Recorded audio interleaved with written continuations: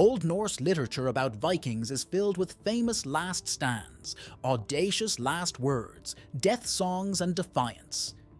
It was thought that when men died in combat, the Norse mythological war god Odin assembled a select group of killed warriors in his Asgard residence.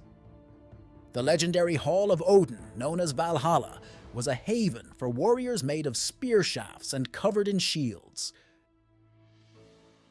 The Vikings' triumph on the European battlefields was largely due to their magnificent attitude toward death.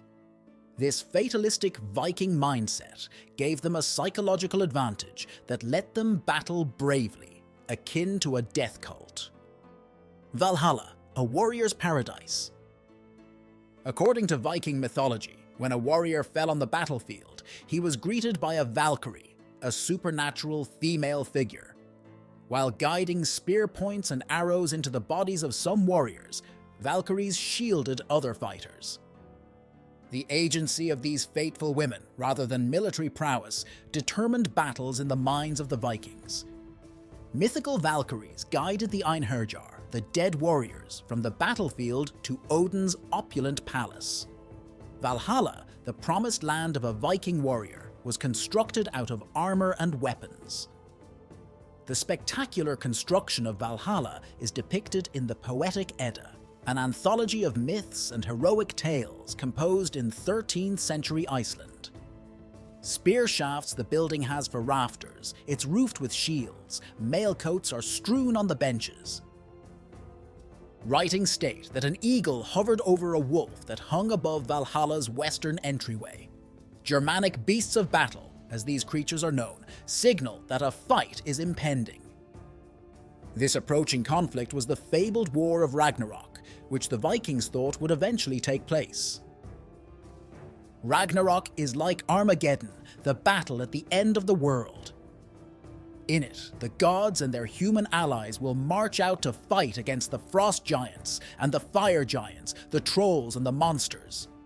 Odin would battle alongside his Einherjar as they advanced through Valhalla's 540 doors at Ragnarok. Out of each, 800 Einherjar would emerge, ready to protect Asgard from the approaching forces of chaos.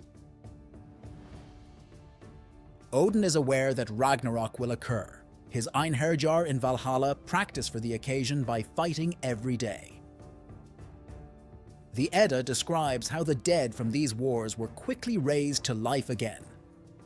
The fights at Valhalla gave a Viking warrior the opportunity to carry on with his life after death, training for the momentous occasion when he would combat alongside the war god Odin. Eric Bloodaxe, Haakon the Good. While not every Viking warrior was allowed entry into the legendary Valhalla, heroes who were thought to have received this privilege are described in Old Norse poetry. The poem Eiríksmal, composed in 954, pays tribute to Eric Bloodaxe, the monarch of Norway in the 10th century. The poem tells of Odin's preparations for his departure into the afterlife, as well as the king's warlike life, which included attacking European shores. What kind of dream is this, that I had thought before daybreak I was preparing Valhalla for a slain army? The poem's words ask. I asked the Einherjar to wake up so they could reposition the benches and wash the drinking glasses. As though a leader ought to arrive, I requested that the Valkyries bring wine. Preparations for Haakon, the Good's entrance into Valhalla, are described in Viking sagas about the monarch of Norway from 934 to 961. Odin is asked to greet Haakon in Valhalla by the Norse gods Hermod and Bragi in the poem Hakonarmal, which dates back to 990. The poem states, Hermod and Bragi told Odin to go meet the monarch because a king who is deemed a champion is coming here to the hall. Poetry recount the many wins that Bloodaxe and Haakon had on Earth, but it was thought that Ragnarok, in the afterlife, would be the scene of their biggest conflicts. A great Viking death. Ragnar Lothbrok, a Danish Viking hero from the 9th century, was one of Valhalla's most fabled warriors. His deeds are detailed in numerous Norse chronicles. Although historians are unsure if Ragnar was a real man or men, or if he was created from years of folklore, Ragnar was praised for his courage, even in the face of a torturous death. Readers are informed of the valiant destiny of this Viking in the 12th century poem The Death Song of Ragnar Lothbrok. With just 2 ships in his fleet, Ragnar vowed to conquer England as he set out to sail for it. Following several triumphs throughout the island, he was taken prisoner by the Northumbrian monarch, Aella.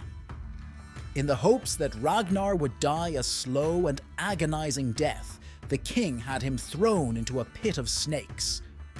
At this seemingly hopeless time, Ragnar writes a dying ballad telling Valhalla that she is waiting for him. "Laughing shall I die," he declares at the end of his final verse. Such passages demonstrate how Viking warriors were associated with a brave mentality in mythology. On the day that you're going to die anyway, the choice isn't between living and dying. Rather, it's between dying badly and dying well.